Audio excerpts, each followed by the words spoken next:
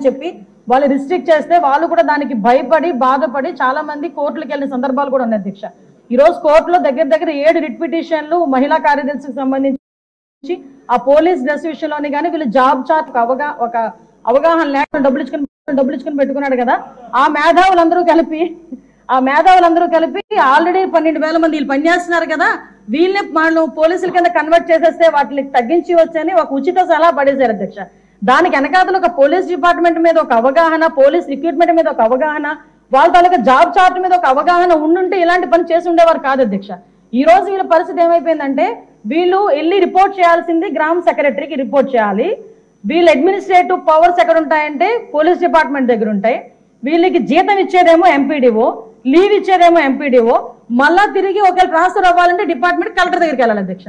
అంటే వీళ్ళకి సంబంధించి ఒక అథారిటేటివ్ ఆఫీసర్ ఒకరు కూడా లేక ఇన్ని డిపార్ట్మెంట్స్ తో పోనీ పైకి వచ్చిన తర్వాత ఏదైనా పని చేద్దామంటే వీళ్ళు తాలూకా అంటే పైచి ఎంత పెరిగిపోయిందంటే లాస్ట్ గవర్నమెంట్ కి వీళ్ళ చేతే తక్కువ జీతాలు ఇచ్చి ఎక్కువ పని చేయించుకుందామని క్రైమ్ ఆఫ్ ఎఫెన్స్ దగ్గర కూడా కాపాడడానికి కూడా వీళ్ళు తీసుకెళ్లాలంట.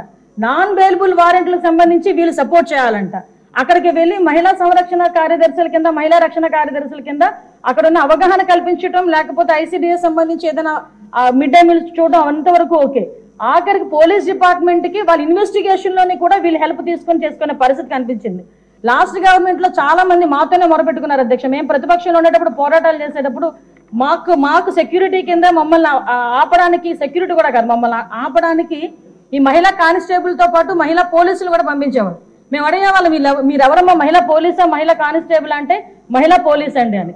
ఇందులో విషయం ఏంటంటే అధ్యక్ష చాలా మంది ఏస్ అయిపోయిన వాళ్ళు ఉన్నారు. మళ్ళీ ఇంకోటి ఏంటంటే ఎంటెక్లు బీటెక్లు చేసుకుని కొంతమంది ఫ్యామిలీస్ పోలీస్ డిపార్ట్మెంట్ లోకి కొంతమంది యాక్సెప్ట్ చేస్తారు, కొంతమంది యాక్సెప్ట్ చేయకపోతారు. ఇలాంటి సిచ్యువేషన్స్ అన్నింటిలోని కూడా ఈ రోజు వీళ్ళు పడుతున్న బాధ అధ్యక్ష వర్ణనాతీతం. ఇంకొకటి ఇందులో కొసమెరుపు ఏంటంటే ఎన్నో సంవత్సరాల కానిస్టేబుల్ కింద చేస్తే హెడ్ కానిస్టేబుల్ ప్రమోషన్ వస్తుంది. హెడ్ కానిస్టేబుల్ దగ్గర నుంచి ఒక ఏఎస్ఐ, ఎస్ఐ, సిఏ ర్యాంక్ వరకు వెళ్తారు. వీళ్ళు ఎటువంటి రిక్రూట్మెంట్ లేదు, ఎటువంటి శారీరక దృఢ పరీక్షలు లేవు, ఎటువంటి రిటర్న్ టెస్టులు లేవు, ఎటువంటి ట్రైనింగ్స్ లేవు. వీళ్ళకి కూడా మహిళా పోలీస్ దగ్గర నుంచి అప్ టు ఇన్స్పెక్టర్ వరకు కూడా వీళ్ళకి కూడా ఒక ప్రమోషన్ జాబ్ చార్ట్ ఇచ్చేసి ఒక జీవో కూడా రిలీజ్ చేశారు అధ్యక్ష. అంటే వీళ్ళు ఎంత అంటే అవగాహన లేదు.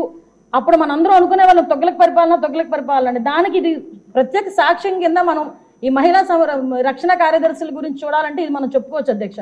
ఇన్ని రకాలుగా వీళ్ళు చేసిన అధ్యక్ష వీళ్ళకి ఏంటంటే అధ్యక్ష ఎస్కార్ డ్యూటీలు, బందోబస్తు డ్యూటీలు, వాళ్ళు అక్కడికి వచ్చి ఏడ్చేవారు అధ్యక్ష. ప్రస్తుతం చాలా మంది మేము వచ్చిన తర్వాత కూడా ఇప్పుడు ఈ విషయంలోనే గౌరవ సభ్యులందరూ కూడా చెప్పడం జరిగింది. వీళ్ళు పోలీస్ డిపార్ట్మెంట్ కి సంబంధించిన వాళ్ళ కింద ఉంచాలా, లేకపోతే ఐసిడిఎస్ లో మనం పంపించుకోవాలా, వేరే ఎవరికైనా ఏదైనా జాబ్ చార్ట్ ఇచ్చి సపరేట్ గా వీళ్ళు ఏదైనా మనం చేయాలా అనేది ఆలోచన చేసుకోవడానికి ఒక సుదీర్ఘమైన చర్చ అయితే జరగాలి అధ్యక్ష. మేము చర్చిస్తాం అధ్యక్ష. నా అప్పీల్ ఏంటంటే ఇక్కడ గౌరవ సభ్యులందరూ ఉన్నారు, గౌరవ సభ్యులందరూ కూడా ఈ విషయంలోనే మనందరికీ కూడా అవగాహన ఉంది. ఈ గౌరవ సభ్యులందరూ కూడా ఈ విషయంలో ఈ మహిళా కార్యదర్శుల విషయంలో మనం ఏం చేస్తే వాళ్ళ సేవలు వినియోగించుకునేటట్టుగా ఉంటుందో గౌరవ సభ్యులు ఎవరైనా లిఖితపూర్వకంగా మాకు సూచనలు సలహాలు ఇచ్చినా దాన్ని బేస్ చేసుకొని అదేవిధంగా మనం డిపార్ట్మెంట్ వాళ్ళతో కూడా చర్చించి దీని మీద నిర్ణయం తీసుకొని యాజ్ ఎర్లీ యాజ్ పాసిబుల్ మహిళా కార్యదర్శులకి వాళ్ళకి ఒక మహిళా సంరక్షణ కార్యదర్శులకి ఒక జాబ్ చార్ట్ ఇస్తామని చెప్పి సభ ద్వారా మీ ద్వారా సభకు తెలియజేసుకుంటున్నాను అధ్యక్ష.